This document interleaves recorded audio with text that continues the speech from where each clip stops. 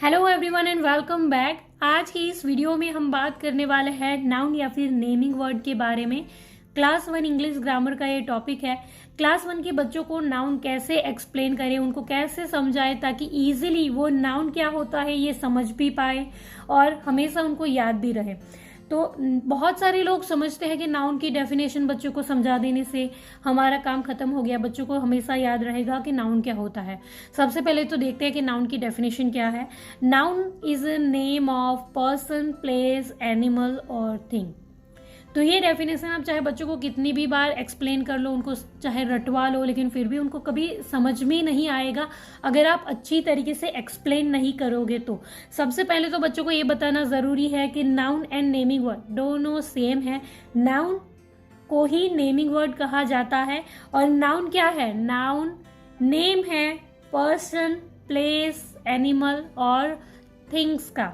यहाँ पर बच्चों को थोड़ा सा इंटरेस्टिंग लगे इसके लिए मैंने एक फ्लावर ड्रॉ करने की कोशिश करी है और इसके पेटल में मैंने लिखा है पर्सन, प्लेस, एनिमल और थिंग, ताकि जब भी बच्चों को पूछा जाए कि नाउन या फिर नेमिंग वर्ड क्या है तो ये डेफिनेशन बच्चों को कभी याद नहीं होगी। लेकिन अगर आप इस तरीके से बच्चों को थोड़ा सा समझाने की कोशिश करेंगे तो बेशक ये पिक्चर उनके दिमाग में क्लियर हो जाएगी कि हाँ, एक पेटल में लिखा था पर्सन, प्लेस, एनिमल, थिंग, तो ये नाउन होता है, उनके नाम को नाउन कहा जाता है।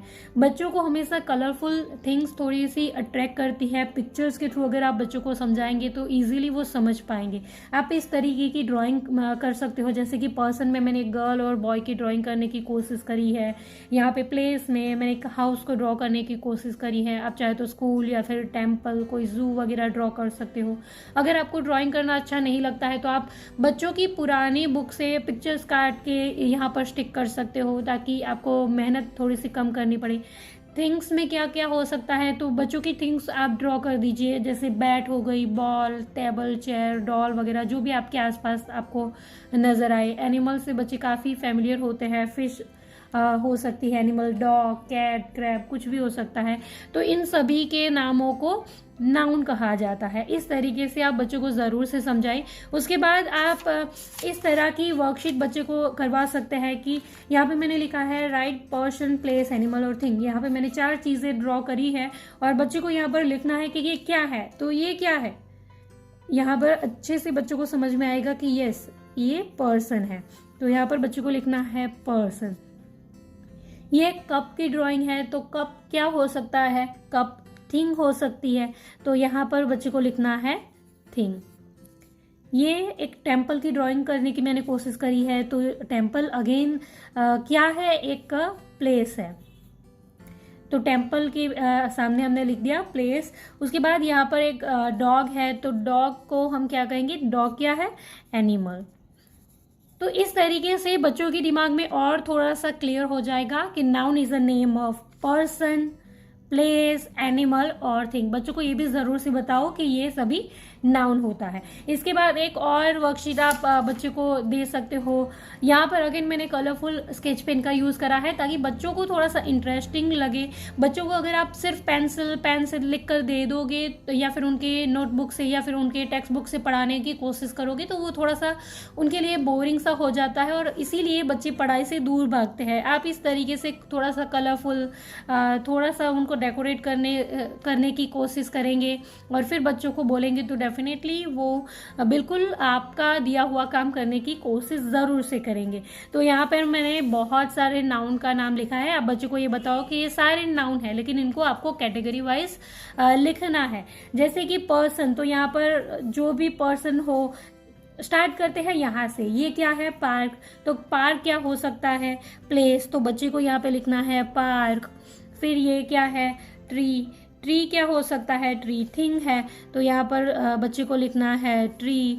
फिर है ब्रदर, तो ब्रदर क्या हो सकता है? पर्सन, तो यहाँ पर बच्चे को लिखना है ब्रदर।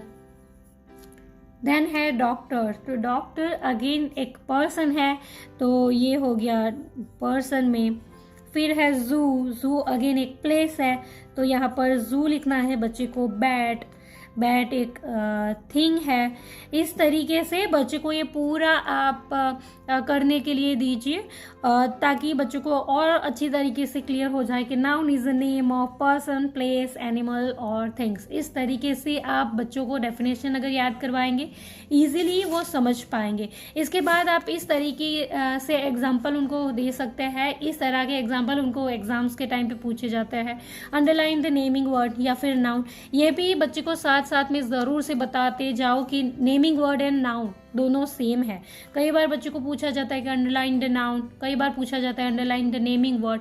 फिर बच्चे कंफ्यूज हो जाएंगे कि मुझे तो नाउन सिखाया गया था, ये नेमिंग वर्ड क्या है। तो इसीलिए ये भी बच्चों को ज़रूर से बताओ कि ये दोनों चीज़ें सेम है। देन हमारा फर्स्ट एग्जाम्पल है the boy is in the park. यहाँ पर बच्चे को नाउन ढूंढकर अंडरलाइन करनी है। पहले तो बच्चों को डेफिनेशन पूछो आपके क्या है, नाउन किस किस को कहा जाता है। तो noun is a name of person, place, animal और थिंग। ये चाहे तो आप बच्चे को दे सकते हैं एक बार देखने के लिए। तो यहाँ पर क्या नज़र आ रहा है फर्स्ट एग्जाम्पल में बच्चे को, द बॉय। बॉय क्या है, पर्सन है, तो इसीलिए ये नाउन है। फिर है पार्क। पार्क क्या है, एक प्लेस है, तो इसीलिए ये नाउन है। इन दोनों को यहाँ पर हम अंडरलाइन करेंगे। Then Ravi has a car. Ravi क्या है, पर्सन है। रवि किसी पर्सन का नाम हो सकता है, तो इसीलिए रवि भी एक नाउन है। देन यहाँ पर कार भी एक थिंग है, तो इसीलिए कार भी एक नाउन है। The box is on the table. Box and table, यहाँ पर इन दोनों को नाउन कहेंगे हम। ये दोनों थिंग्स है, ये भी थिंग है, थिंग्स में होगा बॉक्स एंड टेबल, तो ये दोनों नाउन है। Then birds. बर्ड्स क्या है, animal. Birds are flying. Birds animal है, तो इसीलिए हमने यहाँ पर बर्ड्स को अंडरलाइन करा है। ये सारे नाउन है। इस तरीके से आप बच्चों को एक्सप्लेन कर सकते हो नाउन। इसके बाद टॉपिक आता है common noun, proper noun. Common noun क्या होता है, प्रॉपर नाउन क्या होता है, उसके बारे में हम किसी और वीडियो में डिस्कस करेंगे।